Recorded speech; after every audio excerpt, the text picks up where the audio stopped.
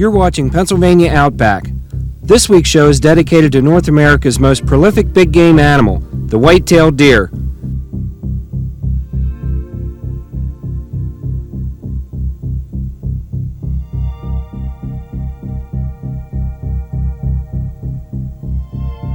Above the door of many cabins in the Pennsylvania big woods hang the racks from hunts of long ago. With the upcoming deer season just ahead, we decided to put together a show to help you increase the odds of filling your tag on opening day. We'll take a look at how to call deer, how to age deer, and many other facts about deer that will help you this coming hunting season in the Pennsylvania Outback.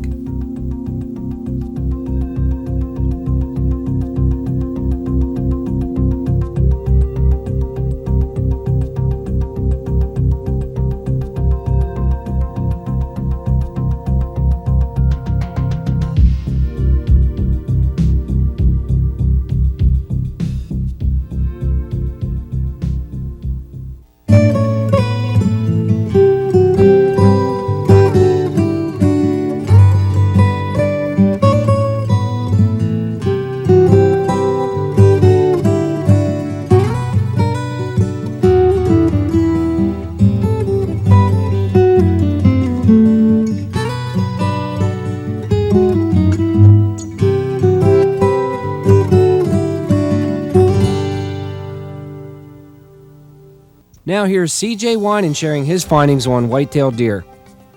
What we're going to be going over today are grunt calls.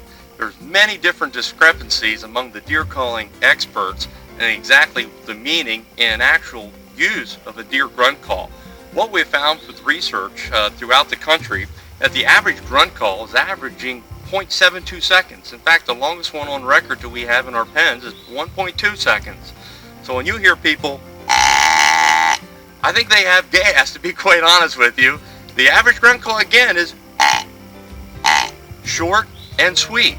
Many hunters also talk about the repetition. Series of 3, series of 5, series of 8. Are they right? Yeah, they're all right.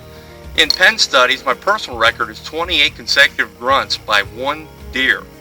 So basically use some common sense. You don't want to be grunting for a whole half hour, but obviously grunt every 2, 3, 5 minutes. Depending on your situation, and don't let more than 15 minutes go by without grunting, whether it's series of 2, 3, or 4. You'll find that you'll have more success in the woods.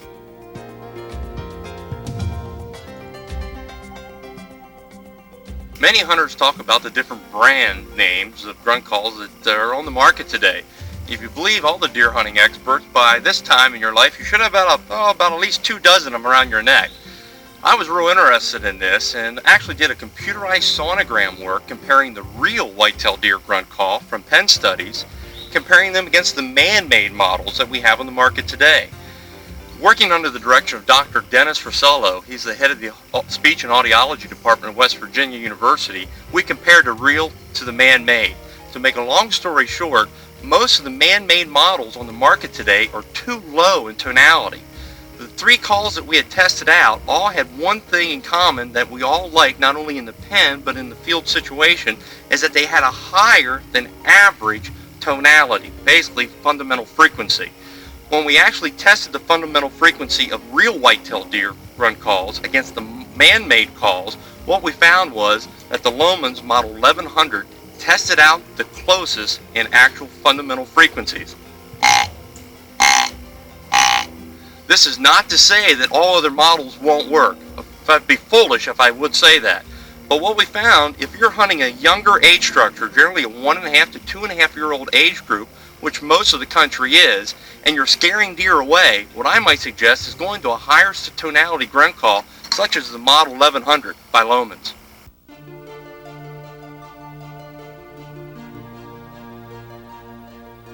How many times have we been in the woods and started grunting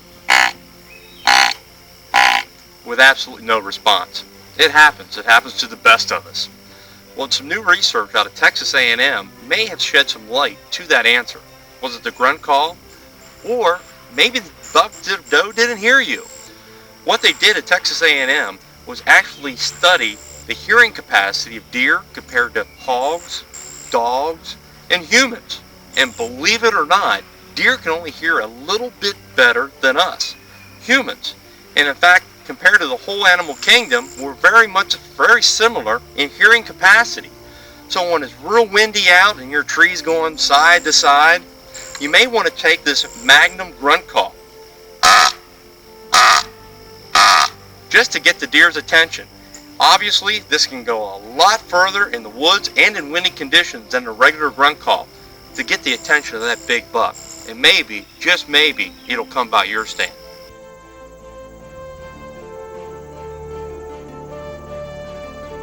Today, for the tip of the week, we're going to be talking about snort calls, one of the most controversial yet misunderstood calls we have in the deer vocabulary. From wildlife research, we know that there is actually two types of snort calls. One is what we call an inquisitive snort, and the other one that we're very familiar with is the alarm snort. Without going into the alarm snort, which we've heard many, many times, let's talk about the inquisitive snort. Whenever you're in the woods and you come across a tree, a sapling that you accidentally crunch, and you hear that all familiar snort call, what do? We get down, we don't move, then we stick our head up, the deer sees us, it may snort again and run off. May I suggest, next time that you get snorted at, snort away from the deer. Assuming the deer's over yonder, it snorts at you. Take your snort call and snort away. Its danger zone went from here to and widened its whole danger zone. Many times with radio telemetry, when we put collars on deer, what we'll find is deer will actually come completely around, and we don't know where the deer is, but we can follow it with our antenna. We don't see the deer till it's completely around here, and guess what? It's the exact same deer coming completely downwind. We also know that whenever deer snort, mimic exactly what they're doing to you away from them. Basically, deer are being altruistic, and what that means is they're sacrificing themselves for the welfare of the herd. Thus, if you ever get a single deer snorting at you, by all means, 100% of the time, snort away, because security in numbers is is a very good thing for deer. Many times they'll try to group up with the other deer that you're imitating to look for the possible danger.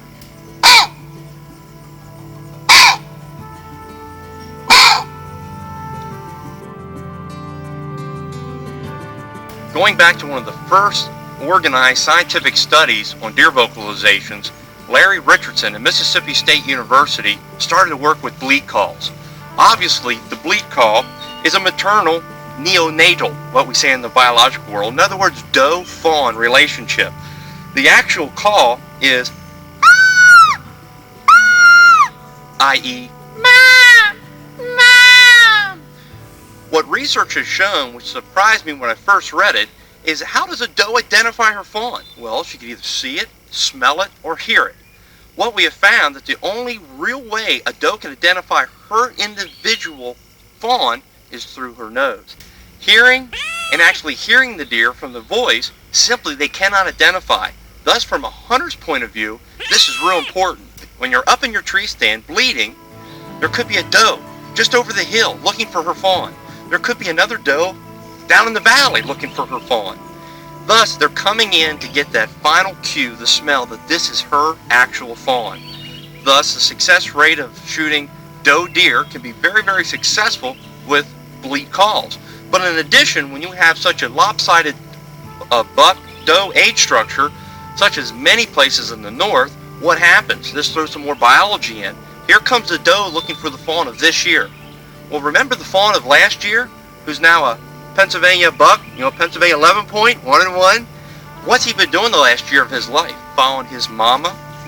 So here comes the mom of this, looking for the fawn of this year, the fawn of last year, who's now still following his mama. Dispersion hasn't occurred yet. You're actually attracting year-and-a-half-old bucks, and specifically with bleat calls. And now it's time for Deer Talk, sponsored by Lohman, your call to action. This week, wildlife biologist C.J. Winand tells us how to determine the age of your deer. One of the most frequently asked questions at the deer check station has to be, exactly how do you age that deer? Well, it's relatively simple. That is, if you can count to 3. What you do when you actually age deer is to look at the third tooth. This deer here is exactly 1 year, 5 months old. We know that it's that way because of this third tooth. The third tooth is the key. It has 3 cusps or lobes, little sections to this third tooth. Deer are just like people. They have baby teeth and permanent teeth. During the hunting season, what happens is when it's 1 month older, these baby teeth fall out with the adult teeth actually erupting. And as you can see here, for the first tooth, the baby tooth up where it should be here is already fallen out. The permanent tooth is just starting to come about. The second tooth and the third tooth, the baby teeth are on top, and the adult teeth are just starting to pull their way through. During the hunting season, specifically during the rifle season, this is exactly what you see. When they're 1 month older than this, when the deer is 19 months old, the key being this third tooth, which has 3 cusps when it's 1.5 years old. When a deer is 1 year, 19 months old, here all the adult teeth are fully erupted, and look at the third tooth now. It has 2 cusps. It went from the 3 cusp baby tooth, which fell out, to a 2 cusp adult tooth. Obviously, during the hunting season, especially the late season, this is what you'll generally see. And if by chance you just happen to forget about this, what I might suggest, specifically in a state such as Pennsylvania, impress your friends. Hey, I think it's 1.5 years old. 80% of the time, you're correct.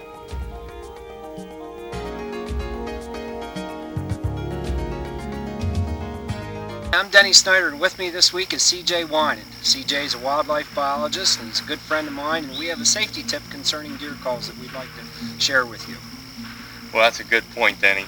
One of the biggest things that hunters have done, and I guess if you haven't been hunting unless you've done at least once, and every one of us is guilty of it, is having this dangle outside your vest coat pocket when it's at a critical moment and you go to draw your bow. Because guess what happens? You've done it. Mm-hmm. Don't try to fake it. I know. Why do you think I have the beard? Obviously, is to stick it in between your buttons and or in between your zipper. It's a good thing to do. Many of the calls that they have on the market, you can't project them which way, just as a mouse, or without moving. You can go completely around your tree without minimal movement. As soon as you get the deer's attention, stick it right into the safety pouch and get ready. There's one other benefits too from putting it inside your jacket then. How many times have you been using a deer call in the middle of the winter time and your call freezes up and you sound more like a Drake Mallard than you do a big buck? So there's another little tip for you. So that's this week's tip of the week. Do coyotes affect Pennsylvania's deer herd? Here's some food for thought. One of the most controversial issues today in deer management has to do with fawn mortality via depredation by coyotes. Research has actually shown that they're not having a negative impact on the herd unless you have a deer herd of less than 10 deer per square mile. Throughout many regions of the state, this simply isn't the case. In fact, we have an excess of 40 and 50 and 60 deer per square mile. Thus, are coyotes negatively impacting the deer herds in the states such as Pennsylvania? Sorry, the research just doesn't show it. During a coyote study in the state of Oklahoma, what they found were coyotes did in fact eat fawns, which shouldn't surprise you. But what we found was using a little internal transmitter. Once we captured fawns, we inserted the internal transmitter. Once the fawns died, we actually had a signal. It was a mortality sensor signal that went through the fawn to a transmitter to the tower back to our signal. We went in, found the fawn, determined the cause of death, which was almost 8 to 9 times out of time just natural death, stillborns. The mother abandoned the fawn, left hardly any milk. We let the fawn there, and all of a sudden the transmitter was gone. In other words, what happened? Coyotes ate the dead fawn, which was already dead, and took the transmitter away. Many times when people see fawns in the mouths of coyotes running by, which I'm one of them, the real question to ask is, was that fawn dead or alive when the coyote actually captured the fawn? Chances are it was already dead. If you need something to hunt in the off season, what a better, more challenging animal than an eastern coyote. When a deer is 1 year, 7 months old, or what we call a 19-month-old, you look at the third tooth. The third tooth basically is the key. This third tooth has two cusps or lobes. What we mean by here, this third tooth having one little lobe, one big lobe. Whereas a year and a half, 1 year, 6-month-old, this third tooth has three cusps. This deer has two cusps. This one is exactly 19-month-old, whereas the other one is 18-month-old. During this 1 month time period is when deer lose their baby teeth and replace them with their permanent teeth. Now, after deer are 1.5 years old, 19 months or older, how do biologists actually tell how old the deer are? Well, it's simple. It goes by the wear of the teeth. And to be quite honest with you, if you look at a couple thousand a year, you get rather good at it. One of the things that I always suggest hunters do when they shoot a real good quality buck that they suspect to be rather old is, again, look at the teeth. When we actually do a cementum annuli test on deer, we take out the front incisor. You pull out the entire tooth, put the tooth in nitric acid or citric acid for over 24 hours. This decalcifies the tooth. We then take the root of the tooth, slice it in half, take a small sliver of the tooth out, dye it, put it under a microscope, and literally count the rings. Just like a tree rings, the same thing as deer. We can do the exact same thing. The reason many game commissioners don't do this is it costs $20 to $25 a tooth, and it's not really that necessary when you can actually look at the wear of the teeth to get a real good indication of whether you have a mature, a subadult, or a fawn in your herd. Welcome back to our show. You're watching Pennsylvania Outback. And what we're about to do right now is I'm with the Tri-County group down here in Philadelphia, and we're going to age the deer that Pete was just fortunate enough to harvest on opening day of the 97 deer season. One of the basic ingredients that you need for a quality deer management is collecting data. Data is the most important part of our management plan. And what we're going to be doing here is the most important part, is pulling out the jaw. Once we have the jaw, we can age the deer and then correlate it to all the different biological parameters that we're actually collecting. Thus, for our management plan, we'll have an idea of exactly how many, or are we shooting too many deer or not enough deer. And the way to actually pull out the jawbone, you use just some basic tools, the jaw pullers and loppers. What you do is actually take the jaw, open it up, so it's wide open. Take your jaw puller, and what we're going to be doing is pulling the skin along the jaw, which the jaw is right like this, like an L, pulling the skin away from the jaw.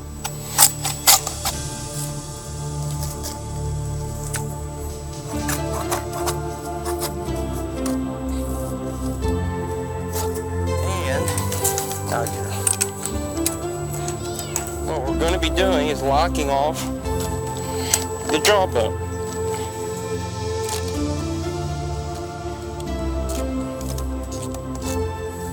Since we knocked off basically this part of the jaw, we'll take the jaw puller, go around the jaw itself, and pop it out.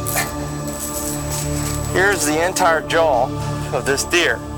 And looking at it, I know this deer is exactly 1 year, 5 month old. Basically, the first tooth, which is, in fact, the adult tooth is still below gum line. And here's the adult tooth, just emerging, the second one. And here's this third tooth, which is still the baby tooth. It is not yet fully erupted. The permanent tooth is actually below that. And I could probably, with a knife, knock off this baby tooth. Thus, for 1.5 years old, what's interesting about this deer in particular, Pete and Jeff found that she was lactating, which basically means she was in milk. This is real important from a management scheme, in that if she's lactating now, that meant she's bred as a 6-month-old doe fawn. She actually bred while she was only 6 months old. Thus, this is one of the part of the problems that we have in Philadelphia, Pennsylvania. Basically, too many deer. One of the other things that we talk about with deer management is the forensics concerning deer antlers. Well, that's a big science right now. Antler forensics.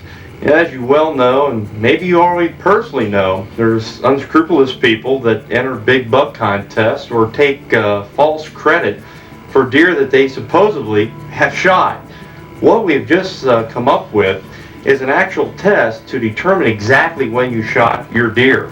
It's a relatively simple test in that we go in to the antler cape, or if it's a mounted, we've gotten court orders already to decape animals, and we go underneath the antler pedestal, or right underneath the skull, beneath the pedestal, and take a small piece of bone.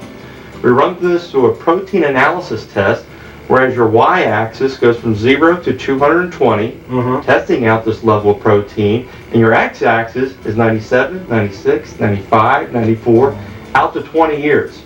You give me any deer antler now, and I can tell you the exact year when you shot that deer. The beauty of this is, Denny, in the states of Maryland and now in the states of West Virginia, we've gotten people that supposedly have shot 3 Boone and Crockett bucks within 5 years.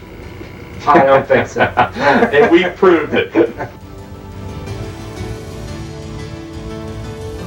What does it take for a buck to reach this kind of antler growth? Well, obviously, as most hunters know, Denny, 3 things: food, age, and genetics. But there's also other intangible things, such as the timing of birth. Was this fawn, specifically, most hunters aren't shooting 3.5-year-old deer like that. They're shooting yearling deer, year and a half old. Well, we got to go back to the time of birth. Assume we were cousins. You were born in June, when you should have been, beginning of June, and say I was born late July. Well, that 1 month is critical. Chances are, I'll be a spike and you'll be a branch antler buck the very first year. The main reason why is, what happens to the vegetation, the habitat, from May into July? Yeah.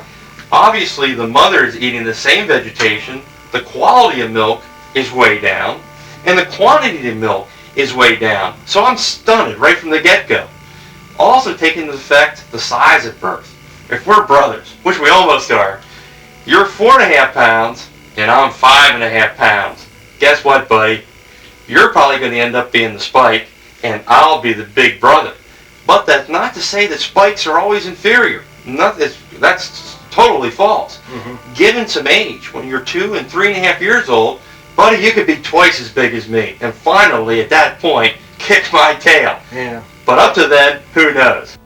For more information about anything you've seen on today's show, call 1-888-682-2596. If you would like a copy of today's show, send a check or money order for $19.95 plus $4 for shipping and handling to Pennsylvania Outback, P.O. Box 95, East Petersburg, Pennsylvania, 17520.